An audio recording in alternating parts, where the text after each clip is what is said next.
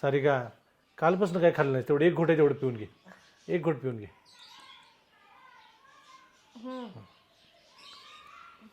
वंदे हायस का ग घरात? कोण आले आता? येऊ दे सोड.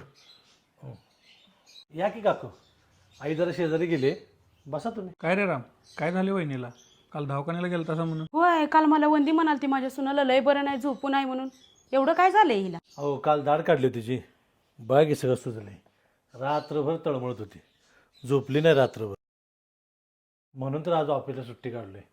आपल्याला वाटते ते साधं दुखणं, पण लय त्रास होते हो. अगो बाय, दाढ काढल्या वय. मला वाटलं लय मोठं काय दुखणं झालंय. तुला सांगतो राम, माझी बायको किती पण आजारी असू दे, घरातली कामं सगळी करणार. असलं लाड ठेवलंच नाही. वय मग तर काय, आत्ताच्या पुरीच लय निमताळ्या.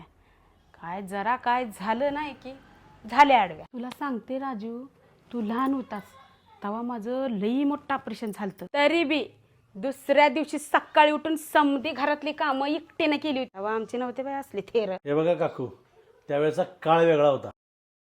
भले तुम्ही तुमच्या सुनेची काळजी घेत नसाल आणि तुम्ही तुमच्या बायकोची, पण मला माझ्या बायकोची काळजी घ्यायला आवडते आणि संसारात ती गोष्ट गरजेची आहे. आणि हां, तुम्ही तुमच्या घरात हे असलं वागताय ना, हे असलं सांगून आमच्या संसारात विष घालवू नका.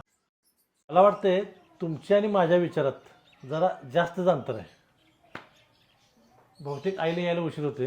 काकू तुम्ही आला तरी चालेल. ज्याचं करावं भलं ते म्हणते माझंच खरं. चल रे राजू.